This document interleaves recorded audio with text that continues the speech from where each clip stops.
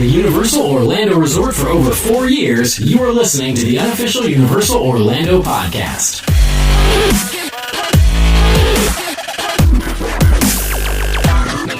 Hey everybody, and welcome to episode 187 of the unofficial Universal Orlando podcast. I am Darren. I have returned. Woo! You sound a lot better, Darren. It does. Thank you. Yes. Yes. So joining me tonight are the voices, the disembodied voices you just heard. We have Hunter. Hello, everybody. And then we have Lee. Hello. And we have Tracy. Hello. Lee, I got a bone to pick. Oh, God. Whoa. Every time I say hello, I laugh.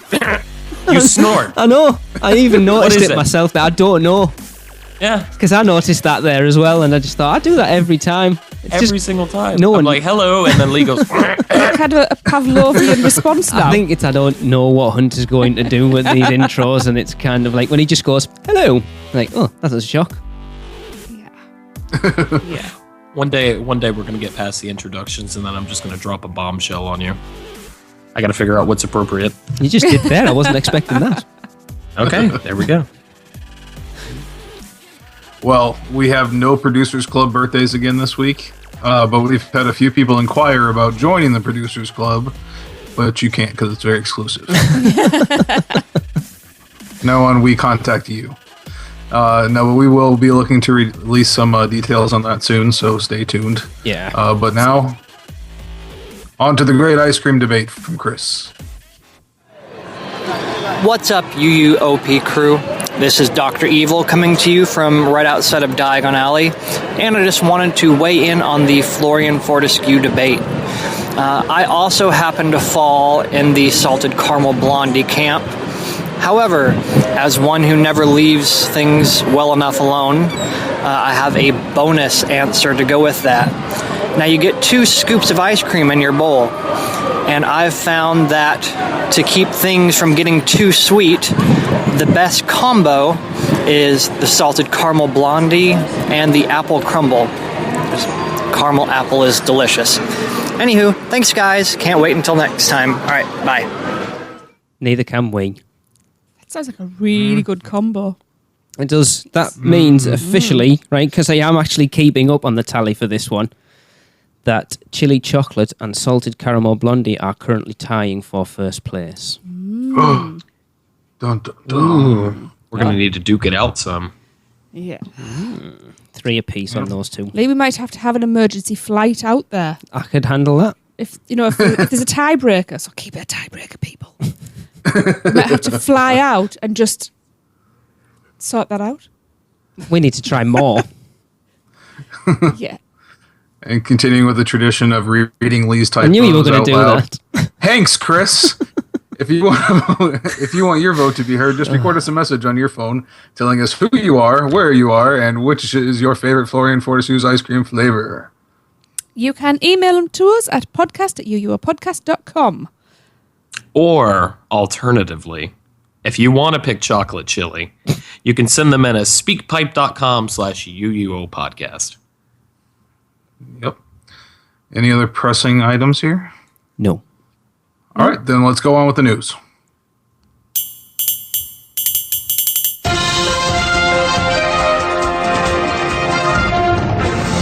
Hello, I'm Chip Chipley with your news for the evening. We finally appear to have some details on the Nintendo deal with the Universal Parks, so it's over to Hunter for more. Well, thanks for that, Darren. I finally got some news about the new Nintendo area that's going to be coming to a Universal theme park. It's initially going to come to Universal Studios Japan by 2020. It will cost 40 billion yen, which equates to about $350 million, and be about the size of the Wizarding World of Harry Potter Hogsmeade, I'm assuming, right? Yeah, it sounds about right, doesn't it? Didn't they say that the original one cost about $250? Now, the Wizarding World of Harry Potter does include all the space for Dragon Challenge as well, right? Okay, so cool. And we'll get into that space in just a second. The reported timeline is 2020 for Japan, but rumors are saying by 2018, with Universal Studios Hollywood getting a smaller land by 2019, and then Universal Orlando Resort will get the largest land in 2020/2021. Third park, right? Well, it says Universal Orlando Resort. That's interesting. Is that going to be classed as part of Universal Orlando Resort, or will it be something separate? I think it's too. I still think it's too big for Kid Zone. I think we might see it go to Toon Lagoon. Behind the Thrills are reporting that the rumored attractions include a Mario Kart themed ride. Cool. Woo. I wonder if that'll be indoors or outdoors. In. A Legend of Zelda themed interactive ride. Shooter. And an attraction that we'll talk about shooter attractions. And an attraction that mixes no characters and one adventure. So Super Smash Brothers, the ride. Possibly. The rides are being billed as being the latest in technology. We will keep our eyes out for further information. We should have all known that this was going to come to Japan first. Yeah. Yeah. That's the motherland, obviously. Absolutely. It is. Yeah. And Japan has had a lot of success with all sorts of video game properties, regardless of whether they're temporary or not. So I can only imagine Nintendo is going to find huge success. Yeah, because they had Biohazard, didn't they, in the Real? Or the Real. Was it the Real? Like a shooter thing. The Resident Evil attraction? Yeah, Biohazard, wasn't it? Biohazard the Real. A couple of Yeah. years ago, yeah. Well, they had that. They've had some pretty good success with their Monster Hunter attractions, which is a much bigger franchise out there than it is here. Yeah. Video game culture is so ingrained just in Japanese culture at this point. This seems like a good place to do a proof of concept for what the other parks can receive. See, it leaves me cold. I'm a gamer, but I'm not a Nintendo fanboy. I've never really had a Nintendo console or anything, so I'm not You like had a Game Boy.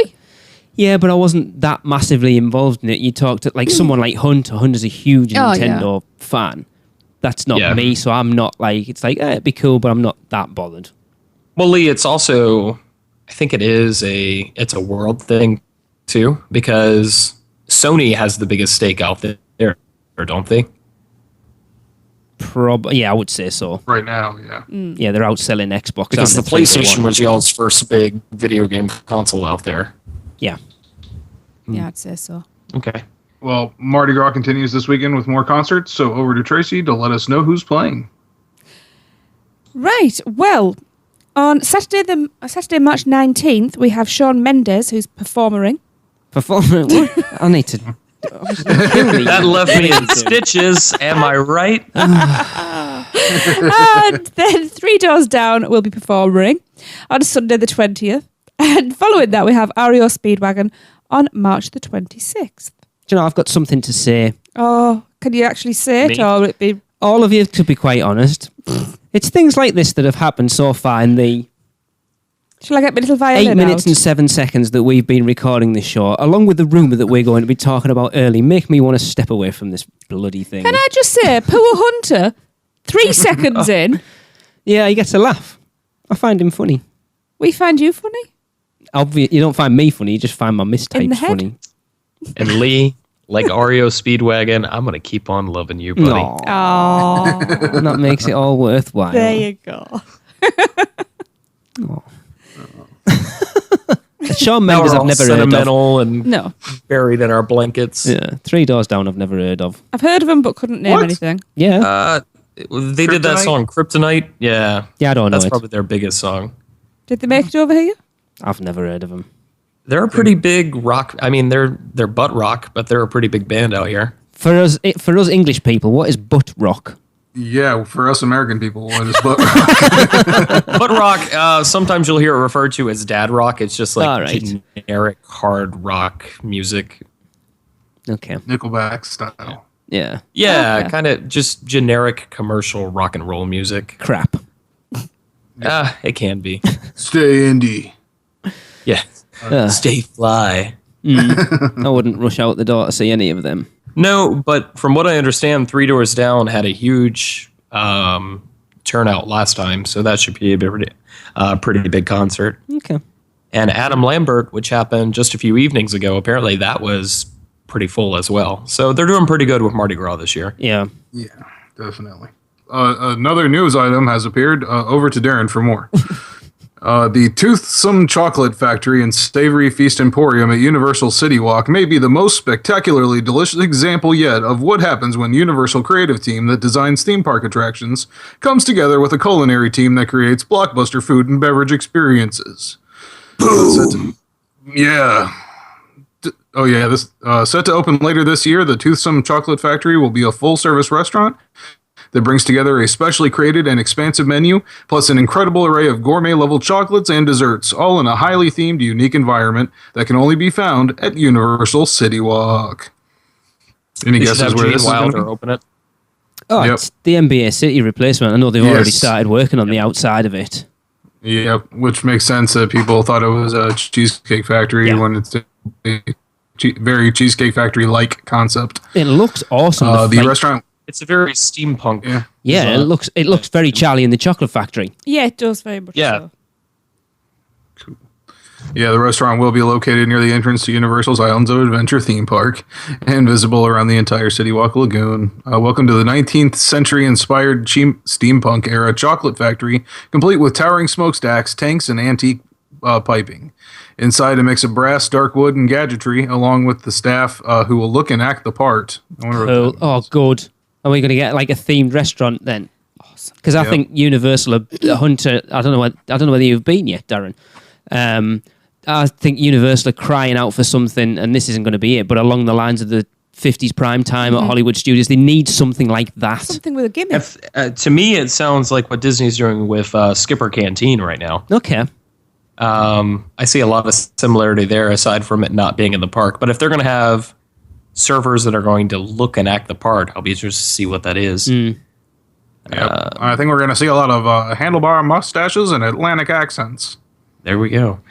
If you want to meet Darren and I, we'll be there opening day. He will be dressed as a chocolate Easter bunny, and I will be an Oompa Loompa. Steampunk Easter You're not Bunny. getting dressed up there, Hunter. Pardon me? Just said you're not getting dressed up then.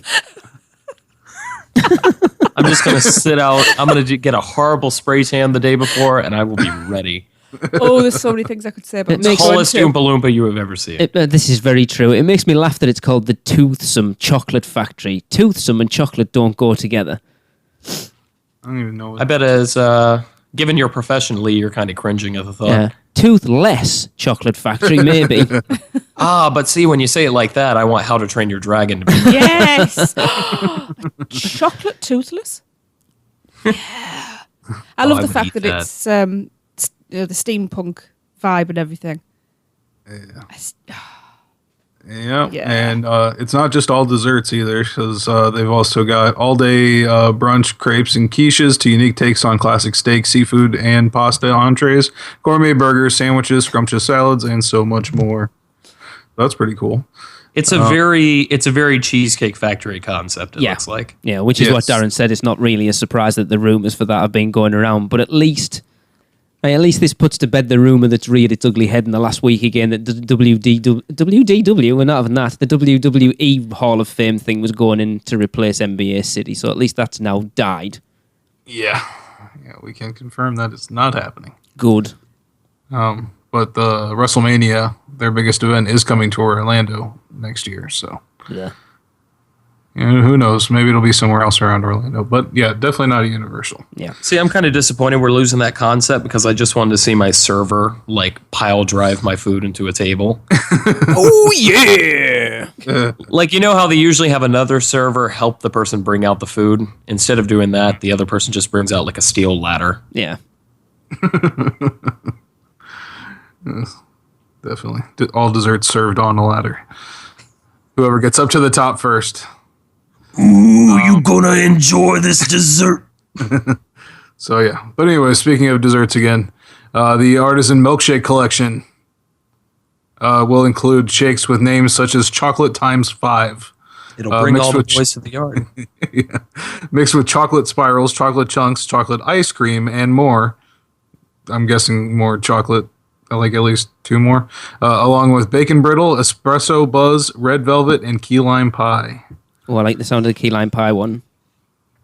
Yeah, after all that, it's a key lime pie. I think the bacon brittle sounds pretty interesting. Sounds I'm disgusting. with Lee. I'm with Lee on this one. Yeah. The sundaes include s'mores with chocolate ice cream, chocolate sauce, marshmallow cream, graham crackers, and more. Salted caramel flan. Oh, that sounds awesome. Chocolate brownie bark, and more. Guests will also be able to watch chocolate creations being prepared and purchase them from the restaurant's retail shop to take home and enjoy. Oh, God.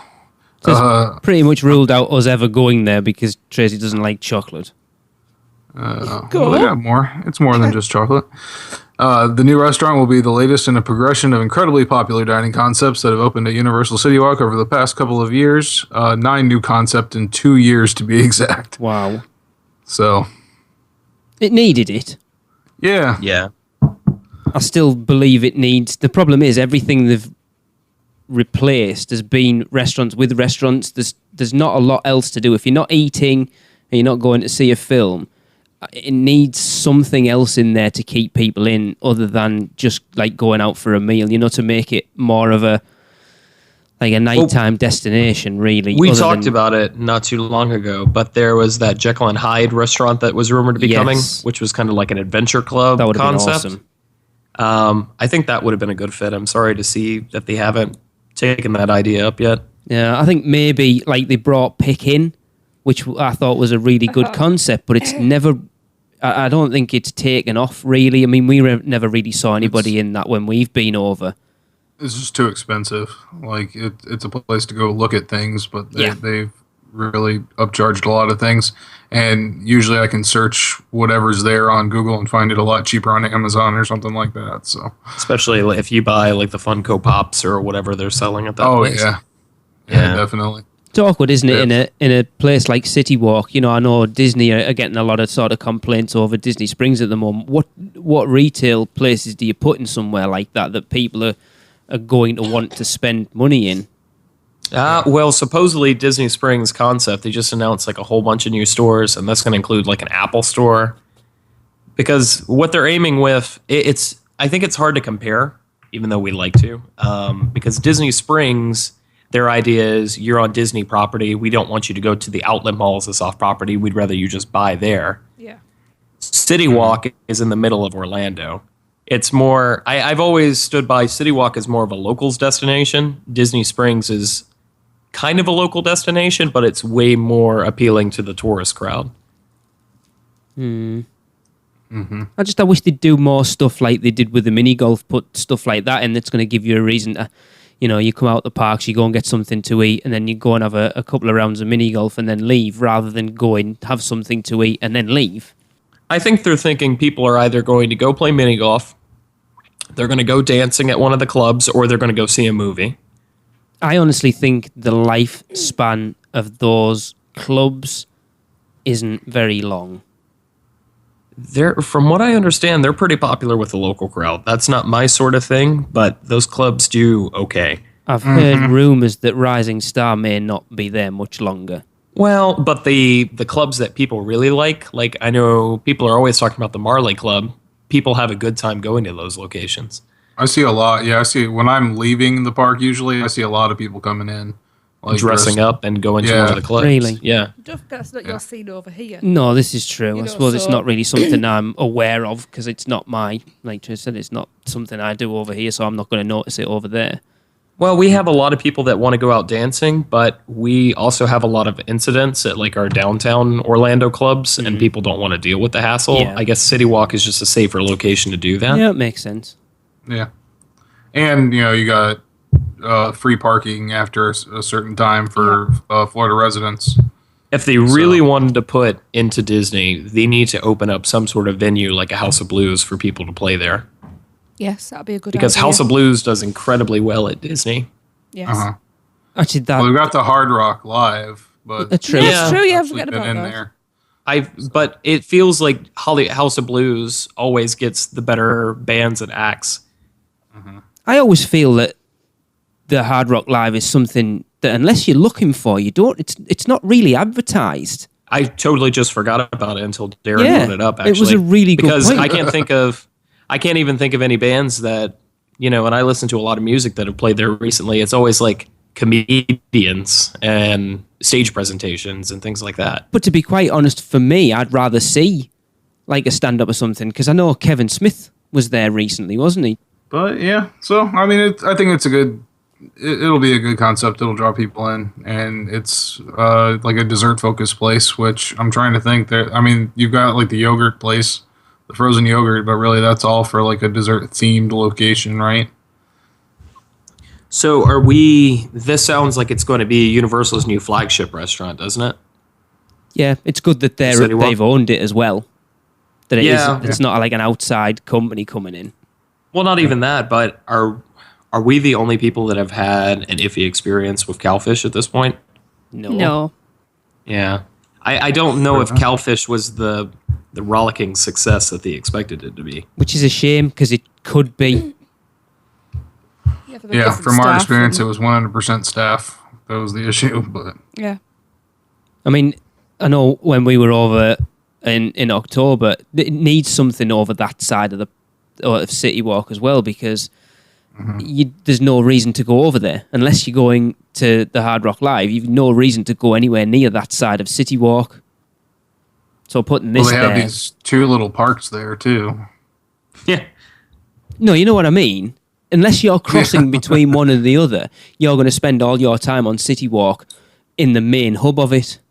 This is going to give you something, looking at that concept art there, something that's going to stand out across the lagoon, that's going to make you want to go over there and see what that is.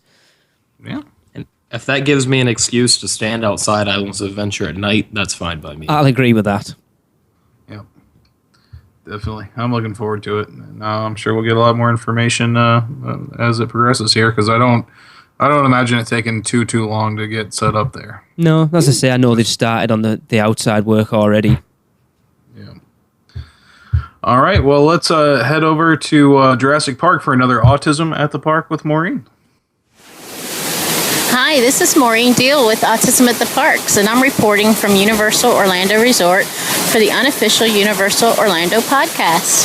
And today I'm in Islands of Adventure in Jurassic Park. And right now I'm standing in one of the paths of Camp Jurassic. Now, I really recommend this play area for everyone in the family. So much to discover here. It is wheelchair accessible. However, you're not allowed to have strollers in this play area, so you'll need to park them outside the play area. According to the description in the rider's guide, you can discover secret caves in an amber mine, play on a variety of themed slides and suspension bridges, and they also have where you can shoot water at people on the upper level, and it looks like a lot of fun. And it's just great for kids to run off that extra energy. If you have a family member that's on the river adventure ride and some of the other family members don't want to go on it, you can come here and relax. I really recommend coming here. Unfortunately, people will skip this area and they just don't know what they're missing. So I hope you'll next visit when you come to Universal in Islands of Adventure to see Camp Jurassic. And this has been Maureen Deal for the unofficial Universal Orlando podcast, signing off from Islands of Adventure. Thank you, Maureen. And yeah, that is a really cool area of the park that does get overlooked. But it's a really cool area because you can look at King Kong. Yes. Well, you could. Yeah. You used to until they blocked the fire exit. Yeah, I saw that today. I still hate to say that we've never really been in Camp Jurassic other than coming out of the Pteranodon Flyers. Well, you need to get your Jurassic over there. Speaking I was going to add a couple words there, but I had to realize we are on a family show. Yes, speaking of the Pteranodon Flyers, apparently according to Orlando Informer, for the last week they've been testing out running those the Pteranodon Flyers for everybody for the last hour of park opening. Darren, there's chances for us yet. Yeah. Which is interesting. Because surely you would have thought the reason that you have to have a... Well, it doesn't make sense, actually, I think about it. It's got to be a safety reason, but surely not, because as an adult, you can still go on it. Yeah. Doesn't... Who knows? Weird. I think it's just to keep the crowd down up there because there's not a lot of space for a queue or anything. So that's why they said they'll only be doing this during the off times. So I think we said as when Maureen did Autism at the Park from there, it is a horrendous loader as well. Oh, yes. Yeah. So they don't want it to go too crazy there.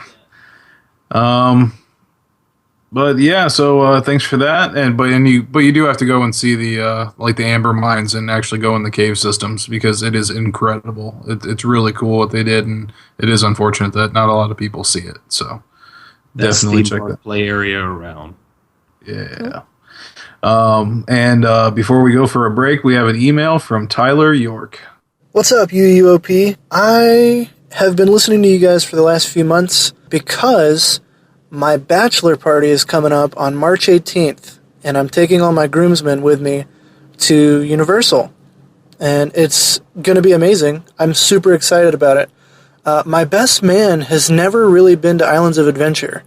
So I guess what I wanted to say is, first of all, that I love the show, and second of all, is there anything you guys can think of that would make it the best bachelor party experience possible? Does anything in the parks particularly lend itself well to a bachelor party?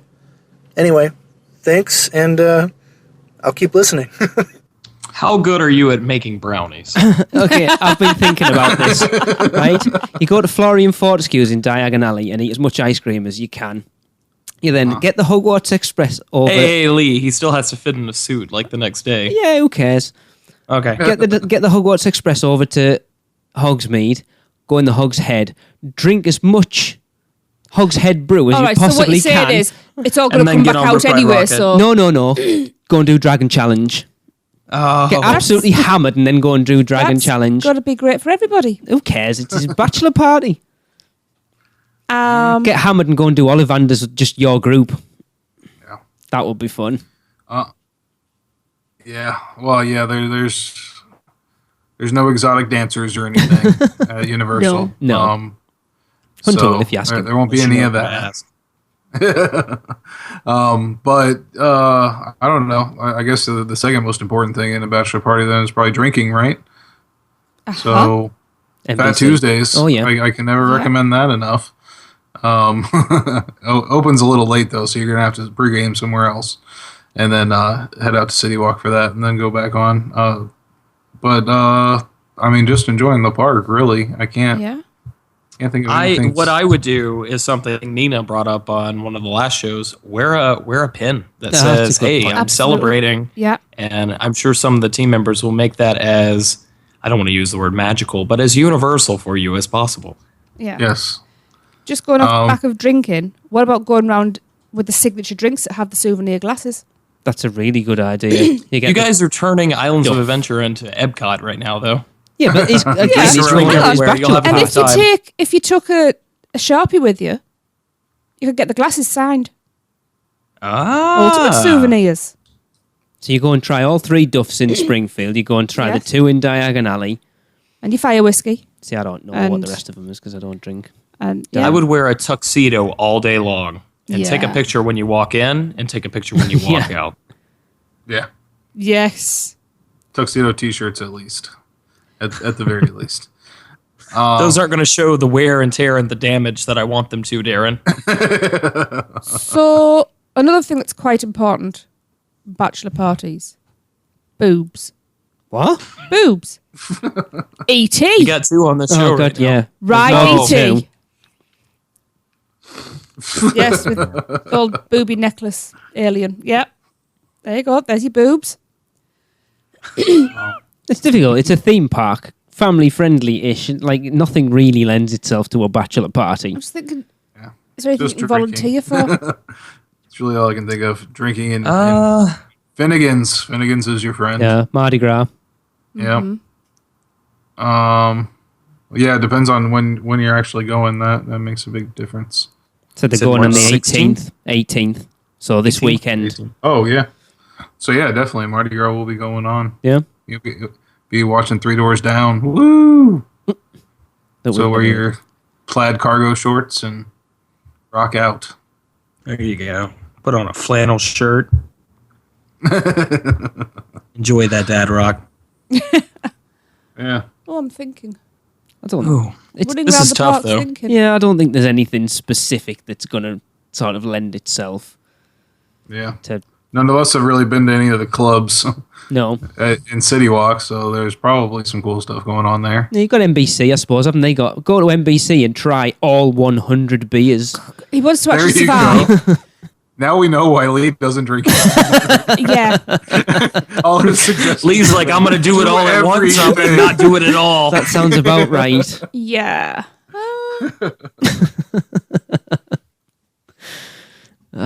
It's all just about having a good time. It is. Yeah, if you're going to don't start drinking too early. Yeah. Enjoy the parks and then get hammered. Yeah, honestly, get that pin. I think that pin is. Yeah, that's a great idea. Yeah. Wow, that was in stereo. That was beautiful. Beautiful harmonic tones. I can't think of anything else besides. Don't make it a big deal, but if team members see your pin, they'll definitely make sure you have as good of an experience as you possibly can. Yeah. Tyler, when you're there, record us another speak pipe message at approximately 9 or 10 o'clock on that night. Yeah. I would be interested drank all to hear the how it's beers going. like you suggested. But definitely get back in touch after being. I'd love to see how it went because it's What about going doing the eating challenge? The Hard Rock. yeah, the kitchen challenge. Yeah. Yeah. That'd be Oh, memorable. there you go. After after a skinful, you probably finish. No, that does. Well, yeah, but then it might be cleaned Actually, up on he's the got floor. his groomsmen, so they can actually carry around a wheelbarrow all day. Yeah. So that's not a bad idea. Because that's something memorable. Definitely. We want photos. Yes. That would be cool. Yeah. All right. Well, Actually, yeah, you should have a enjoy lot yourself. of fun with the team members. Be like, I'm down here for my bachelor's party, That's and a I great thought Jaws idea. was going to be open. No, that's a good idea. Yep. Where's Back to the Future? Oh, that's just me every time I go. No. All right. Well, let's go ahead and take a quick break.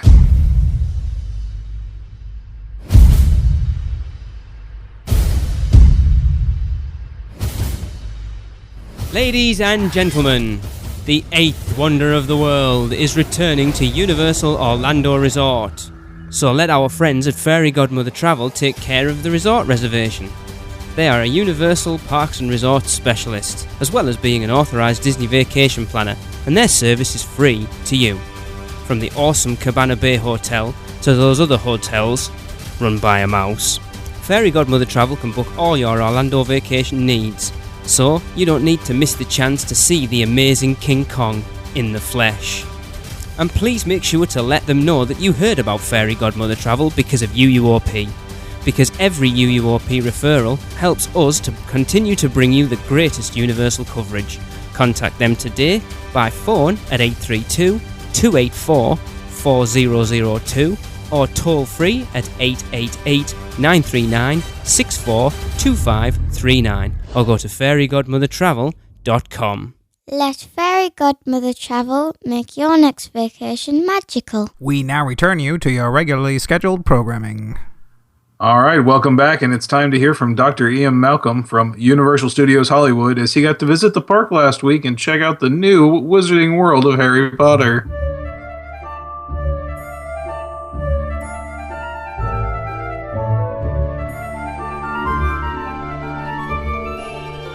Hey there, Lee, Tracy, Hunter, and Darren. It's Dr. Ian Malcolm giving you a quick call to let you know what's going on at Universal Studios Hollywood.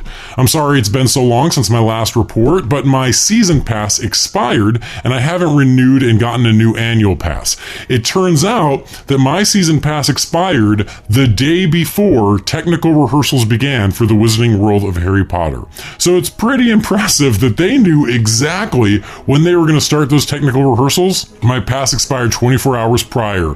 Nuts. I still haven't sprung and gotten one of the new annual passes because none of the annual passes, even the biggest, most expensive one, include parking, which is a huge dissatisfier. I still don't understand why they made that call, but because none of them include parking, I'm in no rush to get a new annual pass. I will eventually, I'm sure, because I got to go to Universal Studios, but I'm just kind of waiting, hoping that something will happen that they'll offer a better annual pass that I'll be able to buy. Fortunately, I was invited to the employee preview of the Wizarding World of Harry Potter, so I wanted to call in, give you guys a quick update as far as what's going on at Harry Potter, as well as in the rest of the park. Before we even talk about the Wizarding World, we knew that there's been construction right there on the main entrance for Universal Studios Hollywood. What used to be the House of Horrors has been torn down, and there was a lot of construction. We knew that there was going to be retail and dining put in there. Well, the walls are down and it is open. Essentially what it is it is a Hollywood-themed street, kind of like a Main Street, but it is just a brand new, huge Universal Studios store.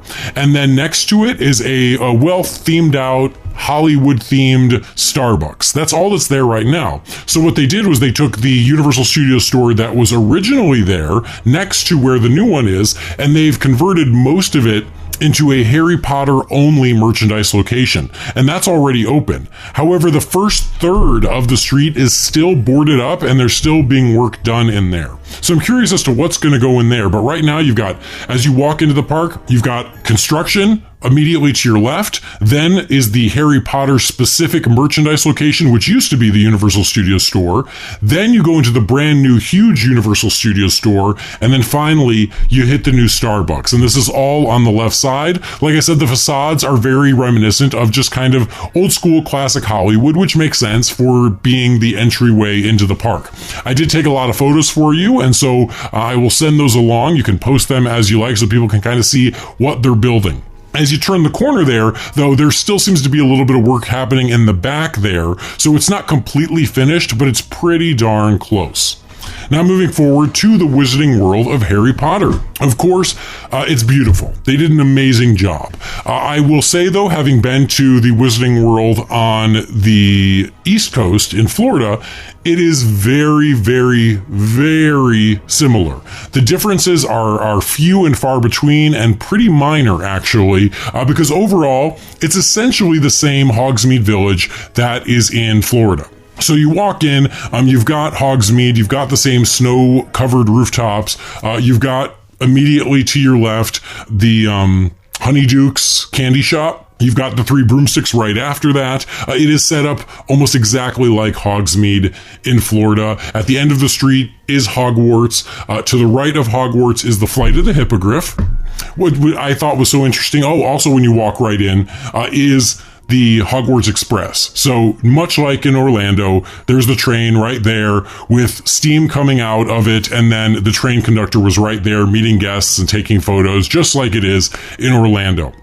But if you go forward to the right where you would enter Dragon Challenge in Orlando, obviously there's no Dragon Challenge in Hollywood, but what was so interesting is the gates for Dragon Challenge are pretty much there. The entrance to Dragon Challenge is pretty much there, except here it's just a solid wall, but it looks exactly the same. So it was really surreal looking at it, because I feel like I should have been able to walk through the wall and get on the coaster, but there is no coaster. It doesn't exist. But I guess when they just pulled the design work from Orlando and rebuilt it here, they're just like, well, what do we put there along that wall? Just keep it the same. Make it the same. Also, the locker area that is normally used for Dragon Challenge in Orlando, that little station is still there, but instead of it being lockers, it is actually a photo spot where you can take a photo where it looks like you are riding the Hogwarts Express.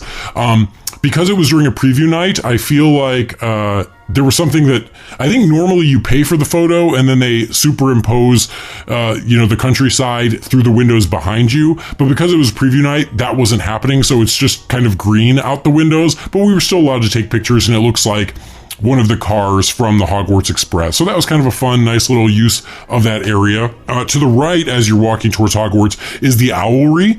I noticed that this seemed significantly smaller than the one in Orlando. I think that was just there's just not as much space in Hollywood. So the Owlery feels like a huge area in Orlando that you can sit and rest under. It's still here, it's just smaller. But they still have the owls up in the rafters, which is very, very cool.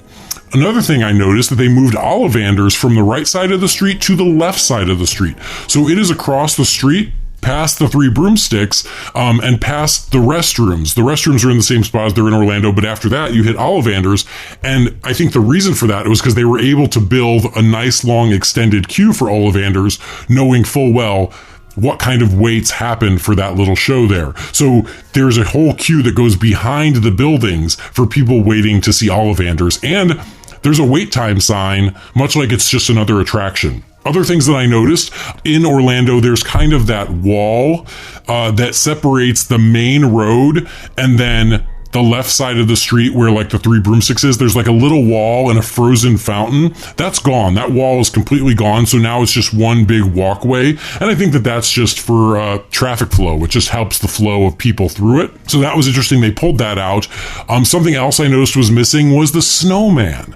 The little adorable snowman that is at the end of the street on the left in Orlando. He's missing here. So no snowman in Hollywood. Again, it's probably just about space or the lack of space. And so he is missing, but right there at the corner is a butterbeer cart, much like is in Orlando. And then to the left of there is a gap between that butterbeer cart and then Hogwarts.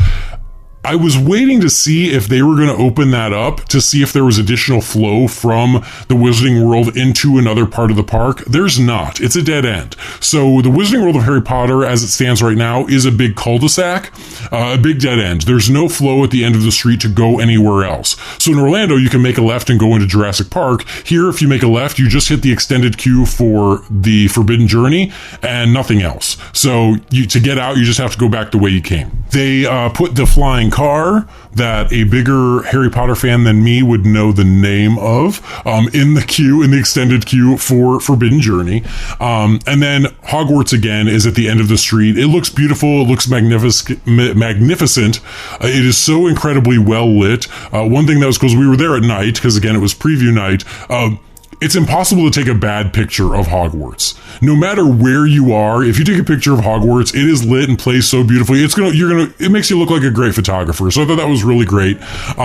Went into the Forbidden Journey. Now, I can't speak to the queue because we only had 2 hours in the evening to enjoy everything. And so we opted for the single rider line because by the time we got to Forbidden Journey, the line said 70 minutes. And that actually seemed like it might be accurate because it was all the way out past the greenhouse, and you know that if you're going to be waiting in that greenhouse, you're going to be there a while, and it wasn't even in the greenhouse yet. So because it was so long, we did single rider line. So we missed most of the queue for Forbidden Journey. I'm going to have to report back on that another time, but we did get to ride the attraction. A couple things again, for the most part, the attraction is essentially the same. As we got on and sat on the benches, we had heard, of course, that this version was going to be in 3D. I hadn't gotten glasses yet. And I was like, oh, maybe they're not doing 3D, or maybe it's broken because it's still technically not officially open, and maybe they're doing it in 2D tonight. But you sit down and you strap in, and that's when they give you your glasses. So that was surprising. I didn't expect that.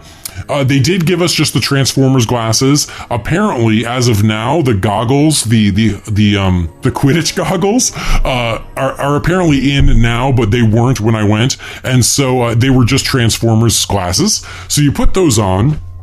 Overall, I will say I thought the 3D really added a nice. Another dimension to the attraction. I wasn't sure how it would work. I thought the 3D might be too much. I thought it might be distracting. I thought it might actually detract from it, and I was wrong. It actually added to it. I think it was really good. It was nice and clear. I know that they remastered all of the media for it and made it HD or 4K, and so it looks nice and clear in the 3D, and I actually think that the 3D made those video portions of the attraction feel more real and feel more immersive. So I actually think that was really good. On the downside, there were a couple times where just because of the motion of the attraction, it felt like the glasses were going to fall off. And so I had to, I did have to hold them on. So that was something I'm like, it's not great, but it's just the nature of it. So, and it was only like twice throughout the attraction, but still it was enough. I was always kind of conscious of the glasses, and I was always worried that they might end up coming off. The goggles, I hear, even though they do look like goggles, they're not actually strapped to the back of your head. They're still just glasses. And so that is something that might be a concern. It'll be very interesting to see how many pairs of glasses they lose throughout the day.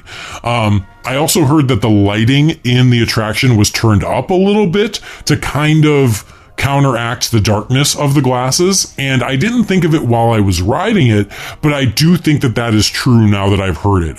Looking back and thinking back, knowing that, I'm like, you know what?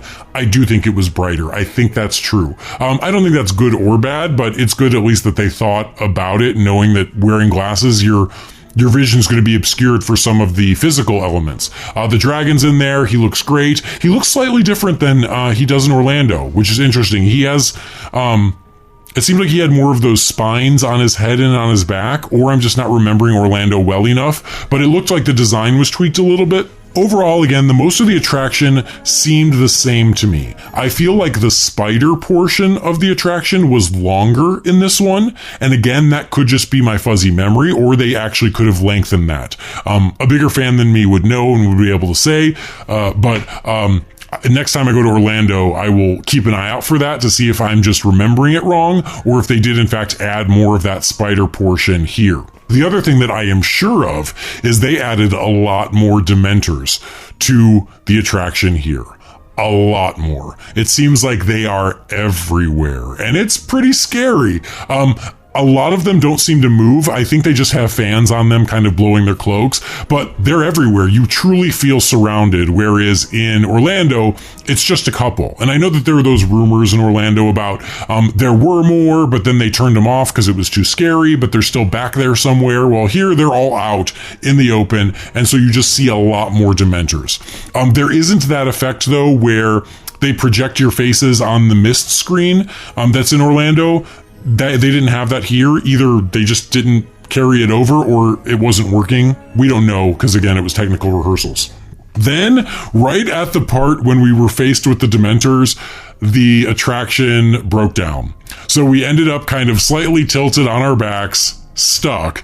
And when it breaks down, the audio and the media play for a little bit after it stops, and so you kind of heard what you were supposed to be seeing without actually seeing it. And then once it started working again, we passed by that final screen, and it was just a big white blank screen, no video or no film going on there, so they weren't able to back it up and fix it. So the end of the attraction we didn't get the full on experience because it broke down, but we got most of the attraction. And so for the most of the attraction, it was really good. Again, I actually think the 3D was a nice add to it. And it's a shame that we didn't get the final part of it, but that's just the nature of doing a preview like this. So yeah, that's Forbidden Journey. I think that's all the big stuff about that I can recall that might be different, that might be noteworthy. We also rode the Flight of the Hippogriff, because why not? You're there. I will say, first and foremost, it is way more comfortable and way smoother than the one in Orlando. I've only ridden the one in Orlando once, but I remember it not being particularly pleasant. I remember it being a little rough. I remember banging my kneecaps. I just remember there's a reason I've only done it once.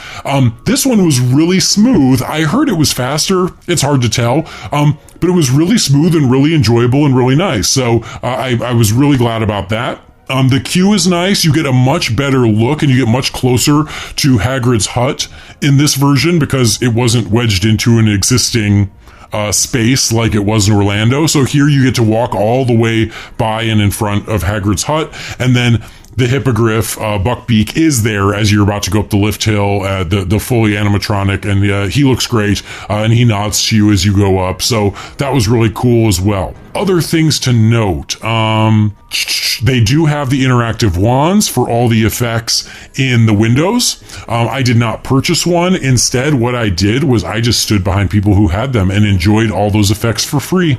Haha, I gotcha. Other things, we have Butterbeer Fudge. I was able to try the Butterbeer Fudge. I heard you guys review it on the show. I thought it was really good. I agree it doesn't taste tons like butterbeer. Mostly it just tastes like sugar and sweet. But I got just enough a hint of butterbeer in there that I enjoyed that. I did have a butterbeer. They were giving us free butterbeers that evening, which was fantastic. I will say it was, I think it was slightly less watered down than the last time I was in Florida. But still, I still don't think it's as sweet as when I first got butterbeer when the Wizarding World first opened. It still feels a little watered down, but not as bad as the last few times I've been in Florida. So that was enjoyable. Everything else. We did go into Honeydukes, and for the most part, Honeydukes is very, very similar to what's in Florida. But what's interesting is at the end of Honeydukes, where Zonko's was in Florida, there is a Zonko's wall. But in Florida, it was like a whole little mini Zonko's shop at the end there, and here it's just the wall. So it's kind of interesting. I took a photo. I'll send it to you. You'll be able to see what I mean. So it's like a little mini Zonkos on the wall, and then everything else is Honeydukes. So just an interesting choice and another little difference that I saw there between Orlando and this one. The merchandise shops, all, really, really beautifully done. I noticed that there were a lot of the effects that I remember from Orlando in the shops here. For example, the monster book that I'm sure has an official name that the fans are yelling at me for not knowing, but the monster book that's in the case, it's in there. It's in the shop. The floating brooms that are kind of floating above where you're shopping, that's there. All the shops are connected. The post office is in there. So, for the most part, it feels very, very similar to Orlando. Again, the changes are very small. They're minor. They're not huge changes here and there. I would say, if you get to go to the one in Orlando all the time, I wouldn't make a special trip to see this one because the changes just aren't enough to warrant a trip.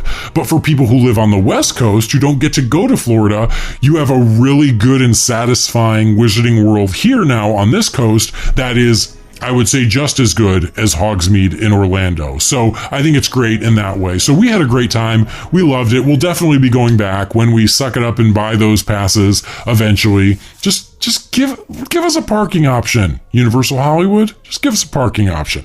But they didn't. So, in the meantime, eventually we're going to get back there and get to enjoy it more. But Wizarding World of Harry Potter, very magical, very, very well done. Still in technical rehearsals, and I've heard that the attraction has been breaking down a lot. One of the folks I was with who works there, he had said he had been on it a number of times, and it's broken down half the time.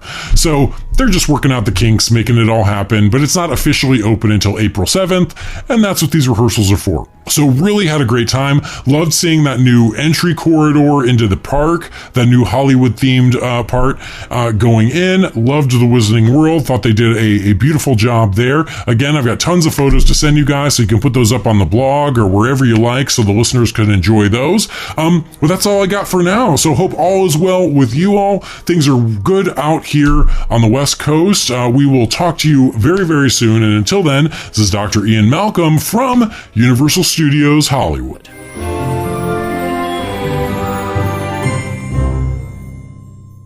So, Yes. what do you guys think of that? Well, I just need to say first off, Dr. Malcolm, it's the Monster Book of Monsters and the car's the Ford Anglia. I was shouting the same out. He nearly said it, that Monster Book, and it's just all you need to add Of on monsters. is of monsters on the end, and you've got it right. Even Jade was shouting that. Yeah. Shame. Well, I know he mentioned about the not having the Dementor that takes your picture thing and projects it on. With the goggles, I think that's the reason why they don't have that, because if you think that projection, you're not going to see your face as much. And the goggles also explained why it's lighter as well. Yeah, and I think that also speaks to why they don't have the on-ride photo over there, which is, I know he didn't mention it, but I've heard they don't have the same photo, and that obviously comes with that because people won't necessarily want the picture with the goggles or the glasses on. See, I found it interesting that he said that twice he felt like he was going to lose his glasses. Now, I've heard that they've toned the ride profile down on there compared to Orlando as well, so... What I'm thinking is, what about for people like me that already wear glasses, so you you've got don't two have that pairs of extra glasses, space? Mm-hmm. You know, is that going to be, there's going to be more places where you're nearly going to lose your glasses. In those two places, are you going to lose your glasses? It wouldn't have been so bad if the goggles were goggles, but he said from what he'd heard, they're just normal glasses in goggle shape. Yeah. But this Yeah, when he said that, it made me think of the Despicable Me, the Minion glasses you can buy. Yes. I'm guessing they're probably very similar to that. Yeah. One thing was very apparent to me. It's a very contained space, it feels like. Yeah, because he said it's like a cul-de-sac. There's no through way to get to anywhere else in the park.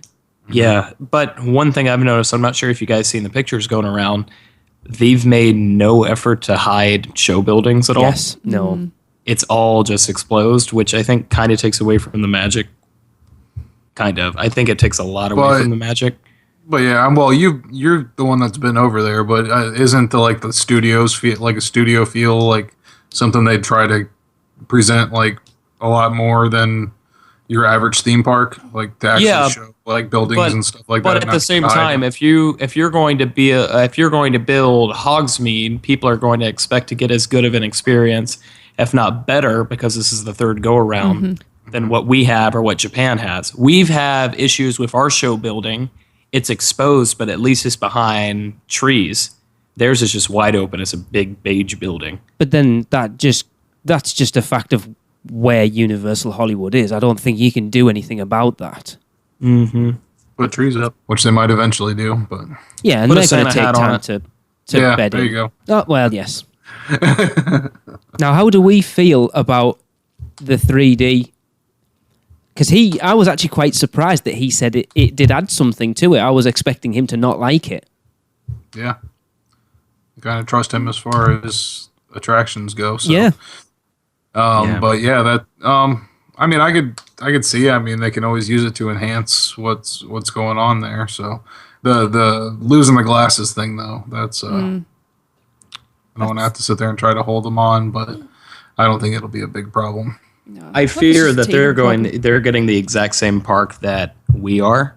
In the sense that everything is a 3D attraction, though. They just had Transformers. This just opened up. Despicable Kong Me. 3D. Despicable Fast Me and is in Furious. 3D. Yeah.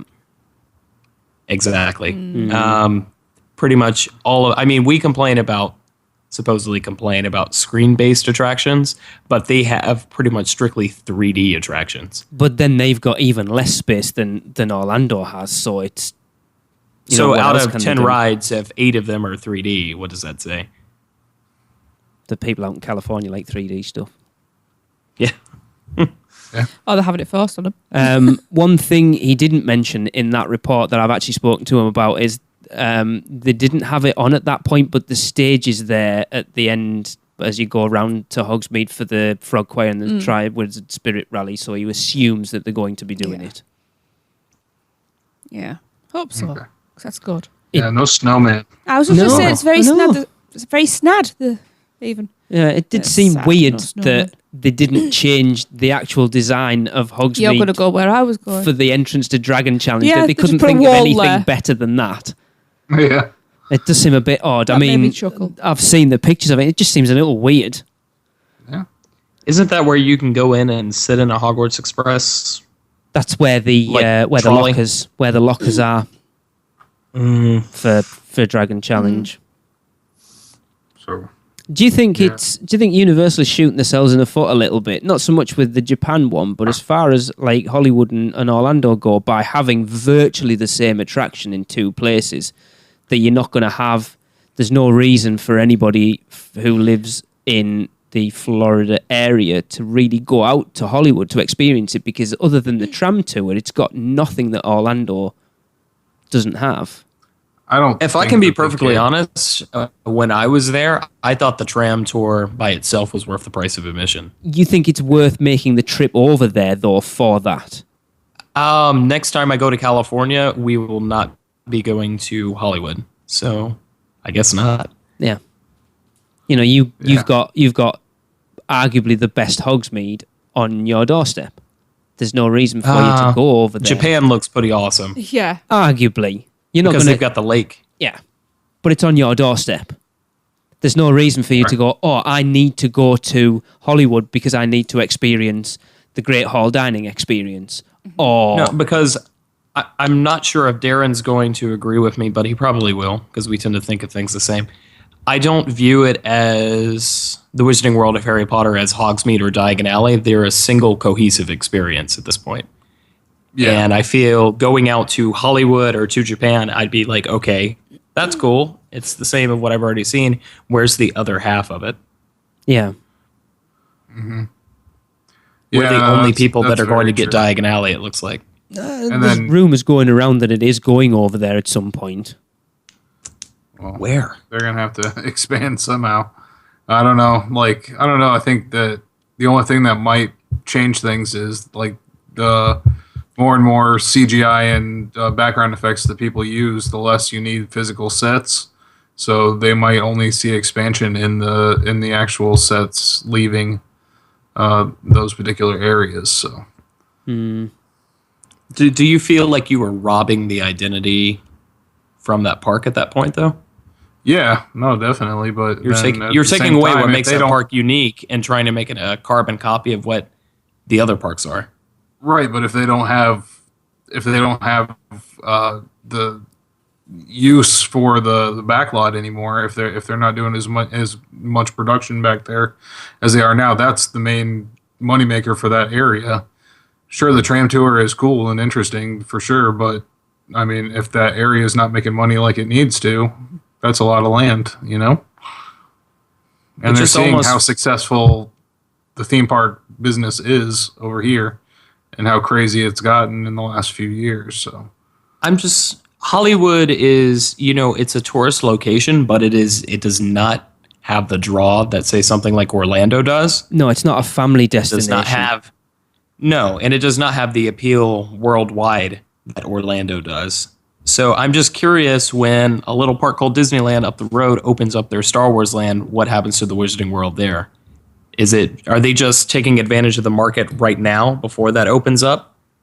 Well, I mean, from what it sounds like anyways, this version of the Wizarding World sounds more like a small side attraction, compared to what it is here, so... No, as he said, it's the only thing it doesn't have that Orlando has is obviously the Hogwarts Express because of Diagon Alley and Dragon Challenge. Other than that, it's 99% the same. But also in how he describes it, it sounds a lot smaller. Yeah, to me. Like he said, like the Allery is cut short, and then you've got other areas, that like that wall, I'm guessing, he said to make it easier and more accessible, that half wall kind of that goes through there, which is kind of in the way in Orlando. Yeah. I don't know. But I think the reason for that more is because it's probably more narrow than the Wizarding World is here. It almost sounds to me like JK has become a little bit more lenient, and this park doesn't have the strict guidelines that the first two iterations did. I think by the fact that the Butterbee is watered down says that she's not being as strict. Yeah. It's interesting. Yeah. If that allows them to have more money to put into new awesome attractions, though, awesome. But there's big rumours going around that they're doing what Orlando are doing, and they've found a plot of land that they're potentially going to buy to expand into as well. Or did I dream that? I might have read that. Okay. I'm questioning myself now. I'm sure I read it somewhere that they were looking to buy a plot of land very similar to the same size that Orlando have. Are you sure? Yes. But now I'm questioning myself now. I don't know. I might be wrong. I might be right. I don't know. It does ring a bell. But you might have dreamed it. I don't know. Right. But then, there's not much else to say really about. Yeah. It's Hogsmeade. It's similar as it is, yeah. It's just Forbidden Journey is still top 5 attractions, period. It's got to be the best for them to have that. That's awesome, in my opinion. If they've got one thing from this expansion, I'm glad they have that ride. Yeah, it's without doubt the best ride in that park. Probably the best ride in California. Maybe. Yeah, I know, but I know what's there. The only competition, really, at this point, is Radiator Springs Races. Indiana Jones and the Temple of the Forbidden Eye. It's just dinosaur, though. The original Haunted Mansion. I'm actually of the opinion, sorry, because I know someone's going to message me about this, we have the best Haunted Mansion. From what the only thing that the California one has that the others don't is the holiday makeover. It's the facade. Yeah, it doesn't have the Haunted Mansion holiday thing. Yeah. But I've done Disneyland Paris, and I honestly think we have the best Haunted Mansion. Excellent. Well, yeah. All right. Well, I think that's gonna pretty much do it for that. I know. I'm gonna jump in a little bit while we're talking about Hollywood. That big announcement of this Walking Dead thing. You beat me to it.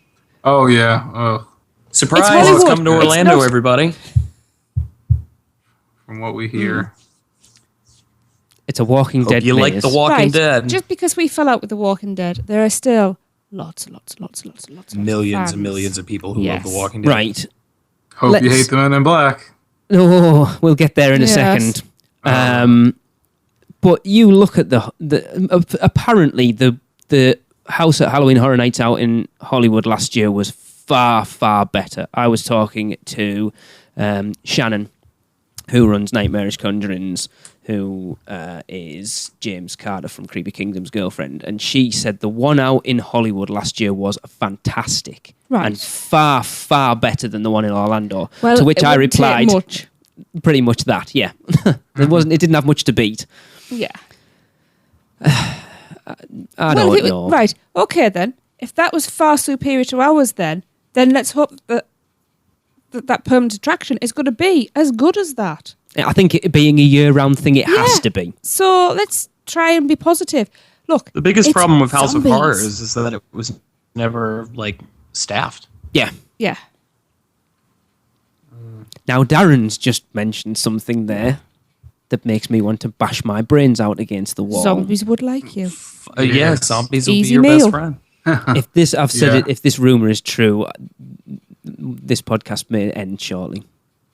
My love for it will die rapidly. Go on, Darren. Yeah, it's rumored that it would be taking over Men in Black. No. Seriously, no. It's going to have to be something really, You know, really, I wonder what I was really spectacular to replace that. I'll be gutted. Unless it's a similar type attraction, which will take the sting out of it a little bit. You see, what it needs to be is no ride vehicles. It's a walkthrough. You actually get stalked by zombies, and you have to, it's like, I suppose, like laser tag type thing. You could do it like that. I get my Living Army buddies to come along with me. Which they've seen. You think, Darren, did you do the thing? Didn't they do a paintball thing or a laser? Yeah. Yeah, no, it was a laser tag kind of thing. They had chest plates, and you had a laser gun, and you'd basically you'd shoot them, and that would stun them for a small period of time, and then they could come after you again. So that would be all right. I couldn't see anybody, there would be fatigue from the scare actors very quickly. Yeah. People would not go for a full-time job doing that. No. Well, it's funny you should mention that because I'm going to plug my other podcast here. On the last episode of Frequent Fear, I wasn't actually on it. Lee and Nick in interviews, that's the word I was looking for. Dominic McChesney from Sudden Impact Entertainment, and they've just done a Ghostbusters attraction out in, I want to say, Dubai, but it might Malaysia, somewhere like that. Might even be Mexico. And that's very similar to that. It's basically like a walkthrough, like a Ghostbusters thing in the queue. Then at the end of it, it's basically an interactive laser tag type thing. Okay. What I wonder is maybe if they'll do, the haunted house kind of concept over in Hollywood, and then over here buy that concept from the company. What was that? Sally for the sit down ride. See, that I would, like I said, that would take the sting out of it a little bit. And retrofit it, yeah. Have to say, though, think forward to how awesome that would make that area for Halloween Horror Nights, having zombies spilling out. They could put live actors in Don't. Just try. I know, but I'm trying to make you happy. I can't even see Darren, and I know what his face is at the moment. Yeah. No zombies. No more zombies. I love zombies. But they don't work in a scare maze. That house was terrible. They did it wrong. I don't see They did it wrong. I'm sorry, but plastic mannequins and people in vats stood in buckets of water. See, that's what makes me... That's what gives me the faint hope that they won't do it on Orlando, because they looked like that they were bored with doing it in Orlando because they put very little effort into it. All you need, really, are people that are shuffling about, doing the old zombie shuffle, moaning and groaning, and just coming up behind you and just doing that noise right at the back of your neck. What? I'm bored. They still don't. No, but they did. They just needed to amp it up. They needed to add more. I know a group of people. We would be able to go in there and do that. Do a better job. They'll agree. I will be seriously considering my position as host of UUOP if that becomes true. Yeah. We may have a position opening. But then at the same time, if they don't if they don't replace Men in Black, I would like to see them upgrade some stuff in there. Agreed. As well, to keep it a little bit, keep it fresher, but not put Jonah Hill and Channing Tatum in there. Oh, see, I'm in love with that concept. I'm not going to lie. I think it'd be interesting, but we'll see. I think those are two hilarious movies. Yeah, they are good. So. I just don't see it. Oh, okay. You can hear the fight's gone out, and Darren is just like, whatever. Yep. We'll take this to the real fans group, Darren. Yes, we shall. If you want to go back really quick, to check out the pictures that Dr. Ian Malcolm took at the Wizarding World, go to bit.ly/USH Wizarding World. Yes, just went up today. Yeah. And that will do it. So don't forget to go and vote for our next Ride Audio segment. Go to bit.ly/MarchRideAudio. And for Chris, Maureen, Tyler, Dr. Malcolm, Tracy, Hunter, and Lee, I'm Darren, and this has been the unofficial Universal Orlando podcast. That's it for another unofficial Universal Orlando podcast. Make sure you never miss a show by subscribing on iTunes, and while you're there, please leave us a rating and a review. Listen to us on Stitcher, Google Play, and all your podcast apps. Email us with any questions or comments to podcast@uuopodcast.com, or even better, record your message at speakpipe.com/uuopodcast. Follow us on Facebook, Twitter, Instagram, YouTube, and Pinterest, keyword UUO Podcast. Check out our blog for even more content at uuopodcast.com. And finally, our sponsors, Fairy Godmother Travel, are here to help with all your Universal vacation needs. So check them out today at fairygodmothertravel.com. Well, that's a wrap. See you next week.